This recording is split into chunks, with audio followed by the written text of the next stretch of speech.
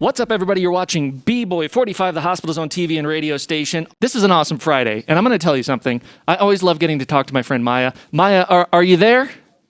Yes. Yes, Hi. Maya's here. Hi, Maya. Are you having a good Friday so far? Yes. Tell me why your Friday might have gotten just a lot better. Because I'm talking to Jon Huertas. Jon Huertas is on the show today! Oh, man! There he is. Maya, take it away, my friend. Okay, so first of all, just thank you so much for calling in. I'm so excited to talk to you. Thanks for having me. Thanks for inviting me. Yeah. So you were in the series Castle with Nathan Fillion, and then you guest starred in his show The Rookie for their Throwback Week. I did, yeah. What was it like to have a mini Castle reunion? That's right, because the guy who played my partner, Seamus Dever, he played Ryan on Castle. He also was in the same episode on The Rookie, but we didn't work with each other at all. We didn't see each other at all. So, you know, the hopes that it was going to be this really fun and cool reunion were dashed a little bit from me, but just being able to work with Nathan and see him in a different environment and a different type of role, and a different type of character, him saving my character's life instead of my character saving his life. Or actually, now that I remember, I did save his life again as a completely different character, just like Esposito saved Castle's life many times. So it was a great time. It was really fun to be invited, to Nathan's new gig. I haven't been able to invite him here to my new gig, which is why my hair looks like this. I'm on This Is Us, and I'm now Miguel in the 80s, early 80s. So that's why my hair looks like it's from the 80s. But this is my real hair. This is not a wig. Cool. My next question is actually about This Is Us. Okay. What is the best part of being on such a cultural phenomena? Well, the best part is knowing how many people it touches emotionally in the world. I know that we're now airing in a lot of other countries besides our own, and so it's really nice to know that people respond to this show emotionally the way that they do. It means that they're connecting to all of the characters in some way, shape, or form. Someone finds a character they can either feel that they're connecting to, like it's their own personal experience. They know somebody like that character that has gone through a similar experience. They themselves are the parent who's now remarried, or they themselves are the kid who was adopted. I love that we're able to touch all of those different people with all of our different storylines, and that people are responding and reacting in a very profound emotional way. That's just really, it's beautiful to understand that that's, what our show does, which is just, it means that our show is a piece of art. And that's what we, I want to be in the arts. I want to be, I want to affect people emotionally. That's the whole reason I do what I do, is to elicit emotion from people. Yeah. So, can you relate to Miguel in any way? I can relate to Miguel because Miguel on the show right now has always kind of been an outsider. When it comes to the Pearson family, he feels like an outsider. He can be treated like an outsider. And when I was a kid, living where I lived, I was an outsider because I looked different from everyone else. I spoke differently than a lot of people. And so, I felt like an outsider, and, you just want to be kind of accepted. You want people to see you for who you are, what you might have to offer. And I think that's who Miguel is. He wants the Pearson family just to see him for what he offers Rebecca, which is solace in her, older years, and being a partner for her, and someone to support her in her, in her life, what she has left of her life.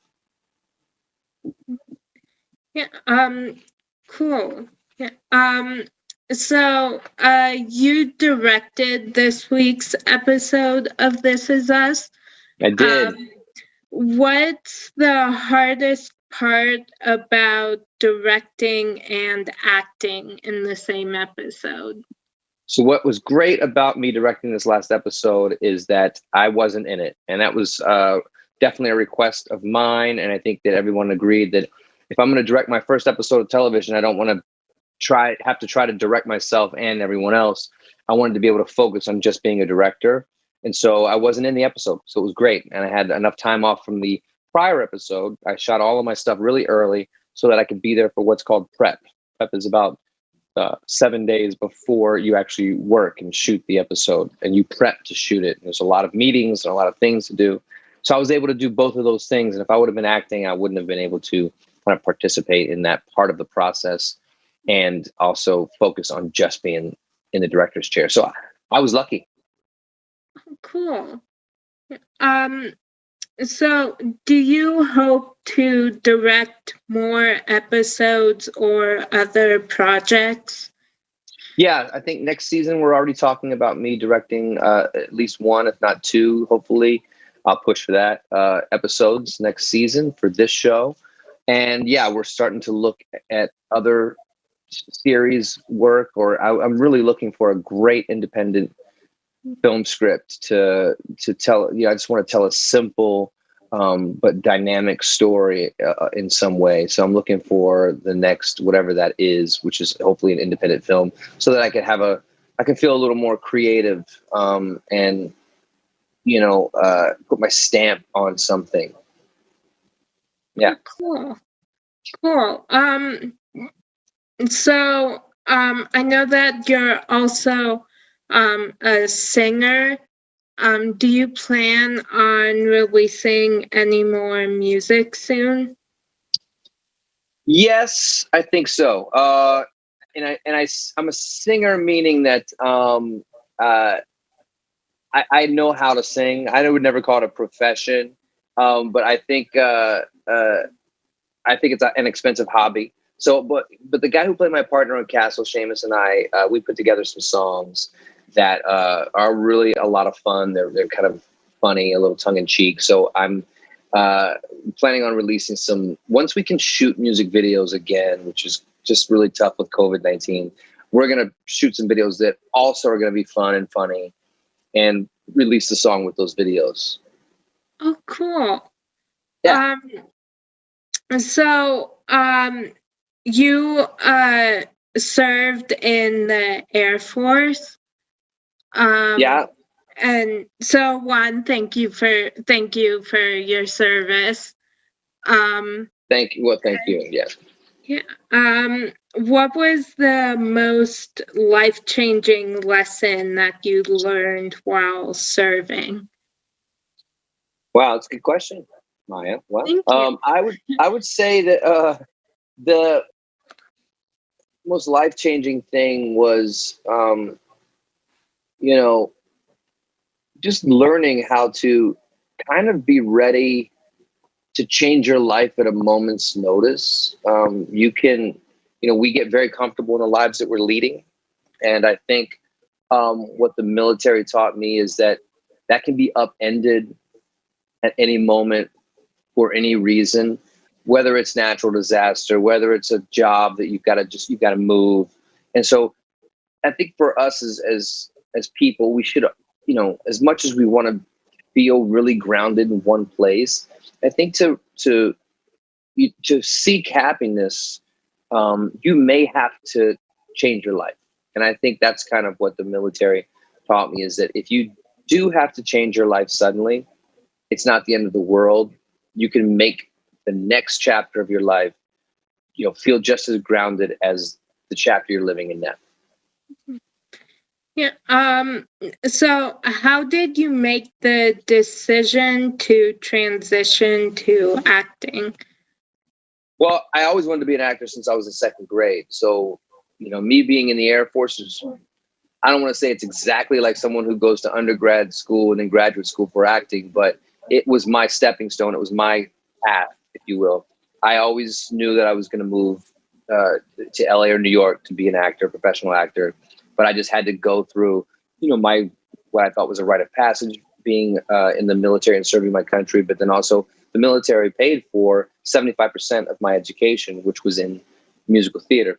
And so I was able to, take advantage of, this time in my life that that made me the person that I am today, but then also educate myself on what I wanted to do. And they were there for me for that. So I think the transition was not that hard because the idea was always there. So it was just, kind of waiting for the right time to make the transition. Cool. So you've been in so many different movies and TV shows, and you've been in everything from comedies, dramas, procedurals, and thrillers. Do you have a favorite genre? I do. I have a favorite genre that I like to watch, which I mean, and it carries over to what I would, like to work in and continue to work in. But I think like action comedy is something that I really like. And for me, I've always been an athletic kind of physical type of person and actor. So I like that. And I love comedy. But I am getting older, so I don't know how much action I'm going to be able to do anymore. So my second answer to the question is I like the thriller, and I like the idea of me not being the good guy in the thriller, or at least being the guy that you don't think is good, and maybe in the end you realize is good. I had a role in a movie called Reparation where I was that type of character, and it's probably my favorite character that I've ever kind of brought to life. Oh, cool. Yeah, I'm obsessed with thrillers. Like that's one of my favorite things to watch. So yeah. Yeah. So what is your biggest pet peeve? Oh man, my biggest pet peeve is when people interrupt other people when they're talking. Really. Yeah. I like the idea of people really understanding the skill of give and take, meaning you give what you are giving, you say what you're going to say, and then allow someone else to give, and you take that, and wait until they're done giving till you give again. I just like the idea of people really understanding how to have a conversation without interrupting people, without. That means you're not listening. If you're interrupting, it means you're not listening. You're just waiting to get what you want to say in there. So that's my pet peeve. Yeah. So what song do you have on repeat on your playlist? Oh man, which song is it right now? It's hold on, I'm gonna look it up real quick because I have my iPad in front of me. I'm gonna look up Spotify. I don't know the title. I just put this song on repeat this past week, and it's been on repeat all week long. It's not even. Yeah, Jesus, not even on here. Let me think. What is it called? It's right on the tip of my tongue. But another song that I have on repeat often is a song that I did years ago, and it's called Bollywood, and it's a really fun song, dance song that I hadn't listened to in a couple of years, and so I started listening to it about a month and a half ago, and I have that on repeat. It's always playing because it's like one of my favorite songs that I've ever done. So I listen to it. I can listen to my own stuff. There's nothing wrong with that. Yeah. Yeah. Oh, cool. Yeah, I have there are two singers I always have on repeat, and then I always have also Broadway soundtracks on repeat. And I kind of annoy my mom and sister with how much it's on. So I used to have the In the Heights soundtrack on repeat all the time, and my wife would, I thought it would drive her crazy, but she actually ends up singing along and liking it as well. Oh, cool.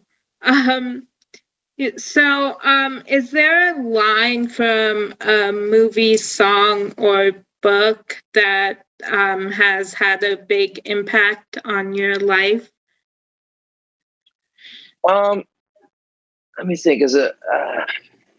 You know, there's a scene in a movie that did have a big impact, and that is it's from a movie called The Champ with Rick Schroeder and John Voight, and Ricky Schroeder was like 6 years old, so from the early '70s, and when The Champ has this final boxing match, and his son was there and watched him, and he goes into the locker room, and he's basically, the Champ is unconscious, and he's telling the Champ, his dad, wake up, wake up, wake up, Champ.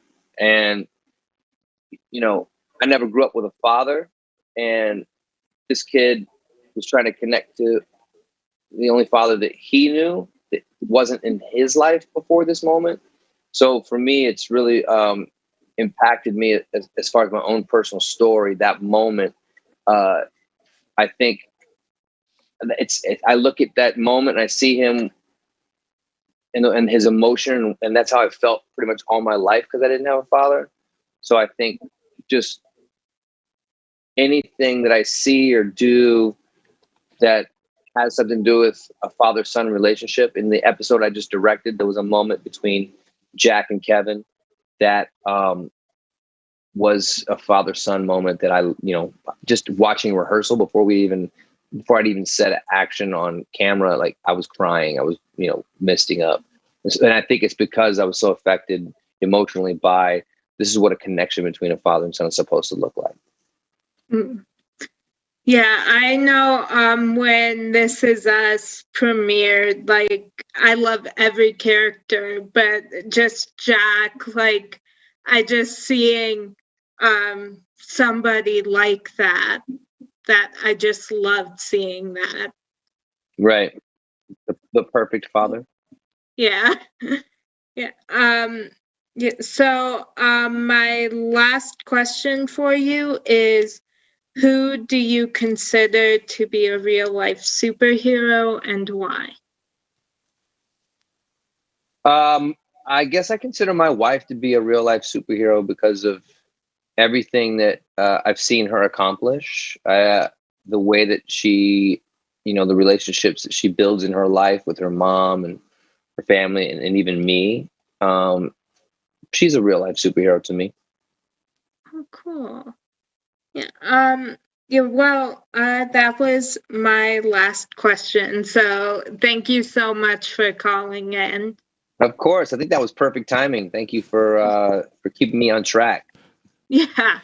And thanks for having me and inviting me. It was a lot of fun. It was great to meet you. And I wish you the best in everything in life. Oh, thank you. Awesome. You're welcome. John, thank you so much for your time. We hope to get to talk to you again sometime. Absolutely. Yeah. I'm around. All right. All right, guys. Take care. Thank you. Bye. Bye.